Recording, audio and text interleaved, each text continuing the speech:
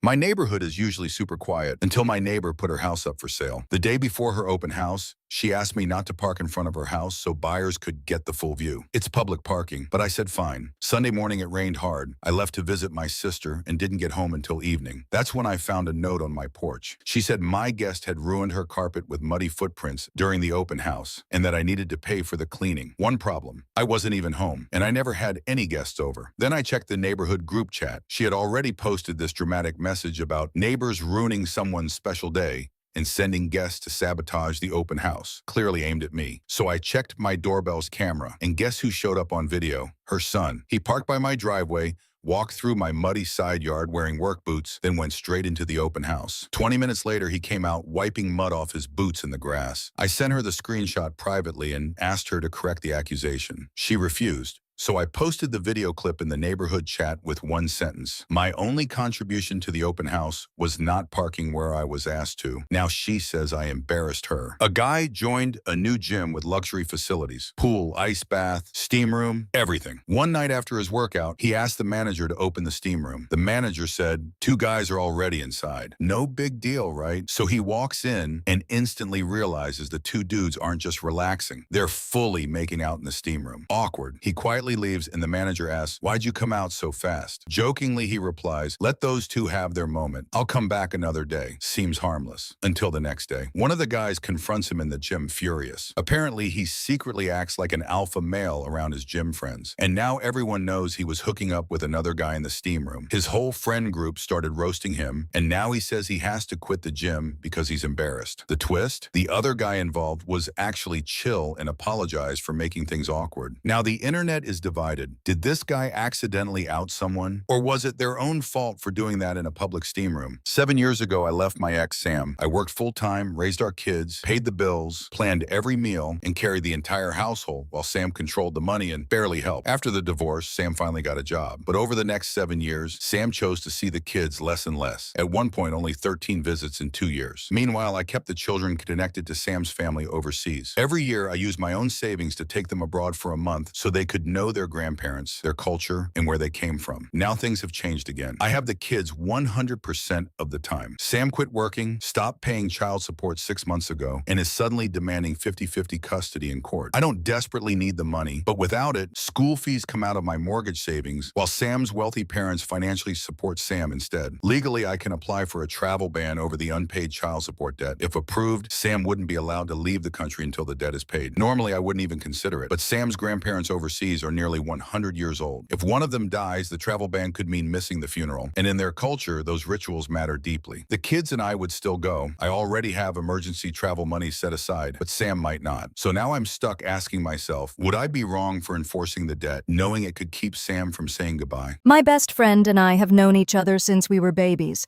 She was diagnosed with bipolar disorder when we were 17, and ever since then, I've been the person always by her side.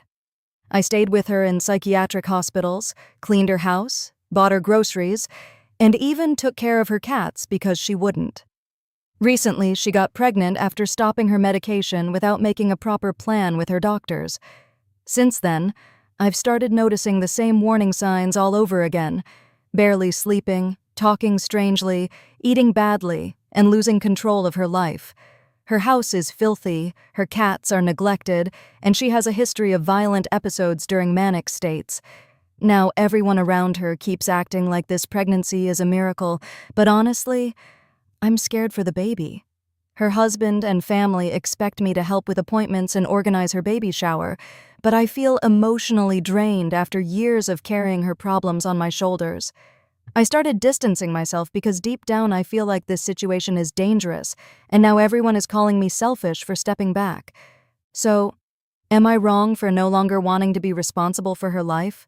Every morning, my alarm goes off before sunrise. 3 days a week, I work from home. The other 2, I drive an hour to the office. Doesn't matter where I work. I still start at 7:30 a.m. My wife's a teacher, so she has to leave early every single weekday, too. On the days I commute, I wake up first, quietly. I get dressed in the dark so I don't wake her up. I take the dog outside, feed him, and make coffee for both of us before she even comes downstairs. We use one of those single-serve coffee machines because we like different coffee. So every commute morning, her coffee is sitting there waiting for her. I never thought much about it. I just did it because I loved her. But on the days I work from home, things are different. She wakes up before me, she gets ready, takes the dog out herself, and makes her own coffee while I'm still asleep. And honestly, I never thought that was a problem either, until one morning, I came downstairs while my daughter was getting ready for school, and my wife looked at me and said, "Must be nice sleeping while I do everything myself." That hit me hard, because on the mornings I commute, I'm already halfway to work before my work from home alarm would even go off. I'm not avoiding helping her. I'm just finally getting a little extra sleep. But to her, it didn't matter. She said I should wake up every day to help with the dog and make her coffee before she leaves for work, even when I don't have to be awake yet. Now every time she walks out of the bathroom and sees me still in bed, she gets annoyed. And suddenly something I used to do out of love started feeling like a requirement. So now I keep wondering, did I stop being thoughtful, or did kindness quietly turn into expectation? My mom wants all three of us, MFF, in our 30s to give her $300 a month each. She said this is for her retirement and that this is our duty. I would be fine with this if she had no income, but she has multiple properties she rents out that earns more than we do every month. All three of us don't live at home and have children to take care of. My sisters are both stay-at-home moms. Their husbands will be the ones to pay this. Here is some of our conversation. I asked if she gives her parents money every month, and she said no, but she has given money to them before. I told her we are all raising kids, paying rent, the economy is terrible. Her response was, $300 is not much. The average worker here earns $1,000 a month. I told her I would never tax my kids like this while they're trying to build their lives. Her response is that it's our duty as her children. To try and be non-biased, she did spend a lot of money sending us to private school. In return, I do have a decent job earning higher than the average. I feel like this is just pure greed. Every weekend, my in-laws showed up like clockwork. They were obsessed with our baby girl and their first grandchild. But the second they walked through the door, she'd panic, crying, clinging to me, refusing to calm down. At first, I thought it was just stranger danger. Then, I noticed my mother-in-law would rush straight into her face the moment we arrived, touching her, talking loudly, overwhelming her before she even got out of the car seat. Eventually, my in-laws came up with a solution. We just need to see her more, except they suddenly stopped interacting with her completely. They'd sit there every weekend, barely speaking to her, waiting for her to warm up. And the moment she finally did, they'd leave. So this weekend, when they asked to come over again, I said no. I wanted one peaceful day with just my spouse and daughter. Now, my spouse says I'm being unreasonable, but honestly, if someone makes your child uncomfortable every single time they visit, shouldn't boundaries come before feelings? My sister is very selective about how she wants things to be done. Whenever I help her, she always says it doesn't really count unless it's done exactly how she wanted. Recently, I spent a full day helping her with packing, cleaning, running errands. I was very tired and need rest because it was a lot of work. But later she told my mom I didn't really help with the important parts. I told her I don't want to keep helping if my effort is not going to be appreciated. She got upset and said, I'm just looking for what to get angry over and that she just has high standards. Now, my parents think I should just ignore it. But I feel like my help only matters when it fits her expectations.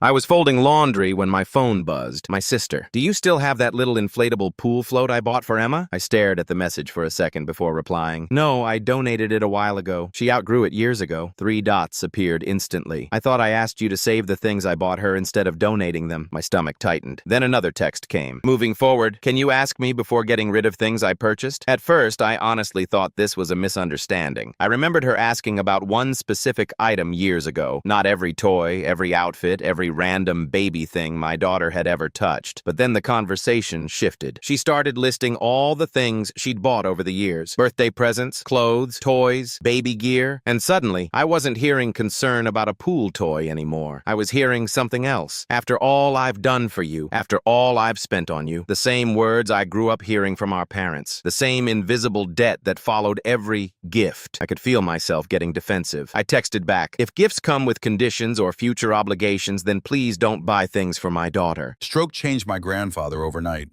He forgot things, left the gas on, called me at 3 a.m. saying strangers were inside the apartment. So I became his caretaker. Doctors, medication, groceries, caregivers. Every month I spent thousands helping him survive while the rest of the family barely showed up. But Grandpa always said one thing: don't worry, everything will be fair. So I stayed. I even gave up moving away because I thought family meant something. Then one day I came home early and overheard my aunt in the kitchen. She told Grandpa I was only helping him for the apartment, that her children deserved it more. And then I heard the worst part. He had already signed the apartment over to her 6 months earlier. Nobody told me. While I kept paying, kept helping, kept believing them, I didn't scream. I just said, if the apartment is yours now, the responsibility is too. Now the family acts like I'm the selfish one. But sometimes I wonder, was I helping for love?